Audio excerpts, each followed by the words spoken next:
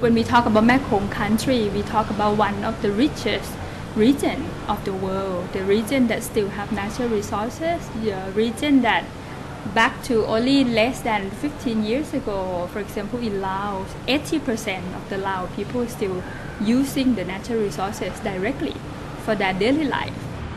First, Mekong River is a source of their fisheries, and second, it's a source for their agriculture activities. Third, also it's the source for their waterway transport.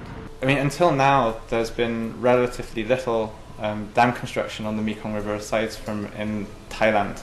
And in some ways, like the fact that the Mekong hasn't been dammed is fortunate for the region because it remains central to food security.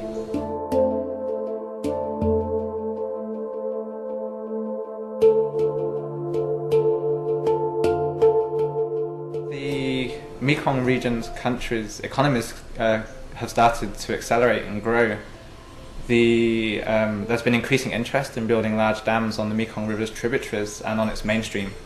喺呢個即係湄公河，特別喺東南亞地區，其實我諗一樣啦。其實即係同中國嘅情況都一樣，佢哋都希望即係透過呢個發展佢哋嘅本身經濟嚟到去即係改善佢哋自己個國家個情況。咁所以咧就喺呢個原因之下咧，水壩咧其實係必須要係即係發展啦，同埋係亦都係要大規模發展，亦都。Well, certainly there's a strong move from developers to develop the hydropower potential on both the tributaries and the mainstream. The hydropower resources of the basin are only exploited so far about 5 or 10% of the potential. But they, like any other project, dams they're sensitive. We all know that. And there are pluses and minuses which need to be taken into account. For sure, at the moment, there are 53 dams that are going to be built. Either they exist already, or they are under construction, or they have been committed, firmly committed. But there are plans for many more, at least 212 as of today.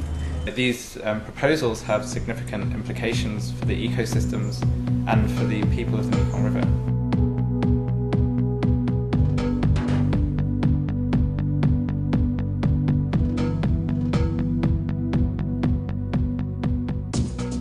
I 相信將來瀾滄江湄公河嘅發展都會即係都會個步伐都會係越嚟越快啦。其實最主要原因就係特別喺呢2年嘅經濟嘅發展經濟咁。因為有越嚟越多嘅建設係會喺即係瀾滄湄公河沿岸係會落成，咁即係包括即係一啲橋啊、公路啊、鐵路啊、水利發電啊呢啲咁樣嘅設施係會越嚟越多係會落成，咁所以即係會對當地嘅生態有幾大影響，我相信都會係好大嘅，即係亦都有好多嘅即係生態嘅改變係會造成。The biggest issue with these dam proposals will be fisheries, and as I said before, the fisheries in the basin is the largest inland fishery in the world, and it supports millions of people, people who don't have access to other resources. So these dams really have an impact because they obstruct migrations and they prevent the fish from completing their life cycle. So that's really the danger. We are now talking about 11 dams on the Mekong mainstream, in the lower Mekong mainstream. And from what we understand, only 1 or 2 dams will already take away the lots of fish, and that will be immediately affect to the livelihood of millions of the people. The issue for hydropower fisheries relates to what extent can the migratory fish, which comprise probably half of the diverse 1,300 species that live in the Mekong, to what extent can they continue their migrations? It's completely unrealistic to claim that fish passes will help mitigate the impact. The total biomass expected to be impacted ranges between 0.7 and 1.6 million tons, more than 10 times the size of the fishery sector in Australia. We're talking about really big numbers, having a very big impact on food security.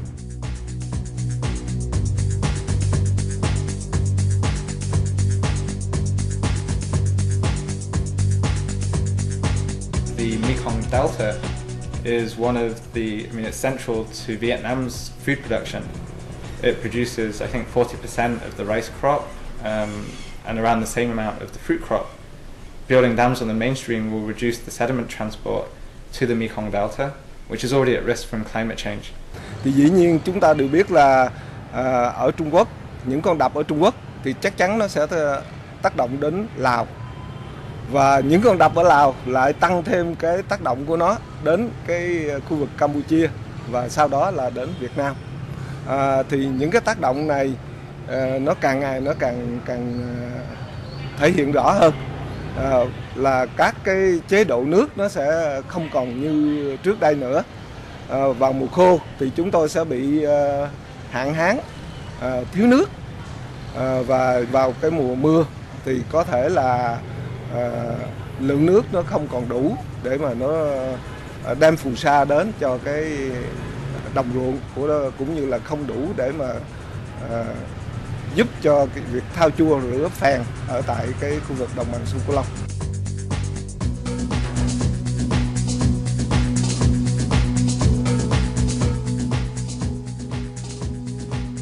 Key issue is that the benefit is not coming back to the people. People learn that people who in the community that used to be very rich, they became very poor after the dam. It's not that we're against dams, but we believe that people should be adequately compensated. And we believe that poor people, the people whose lives are integrated with the river, need to be given special consideration. If these dam projects are really profitable and they're really going to, help society, then that shouldn't be a problem. You take those profits and you pay people and compensate them properly for the lives of the projects. But I don't see that being proposed.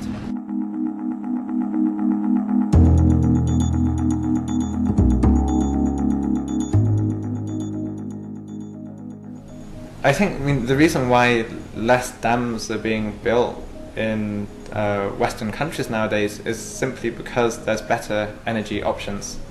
So dams are being removed because the electricity or the irrigation, the resources that it provides doesn't make sense, and there's better ways to use the river than damming it. I think that's probably too much of a simplification. Hydropower certainly is an old technology. It's been around for more than 100 years, and many parts of Europe and North America have exploited and developed a large percentage of their hydropower potential. The areas of Asia, whether it's Southeast Asia or South Asia, have only tapped a small percentage of that potential. 而面對住而家好多，就算即使係即係唔起水壩，起其他嘢咁樣，其他能源都有佢哋各自本身嘅問題。咁我哋可能真係要去衡量邊一個方案先至可以達到滿足到我哋社會嘅需求，而滿足到亦都同時係滿足到即係地球嗰個嘅生態嗰個環境嗰個改變咁樣。Chúng ta đôi khi là chúng ta quá mải mê với việc phát triển, nhưng mà chúng ta quên việc phát triển là để đi tìm cái hạnh phúc.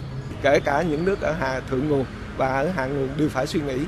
Và tôi nghĩ là cái trách nhiệm ở đây phải là cái trách nhiệm về tinh thần.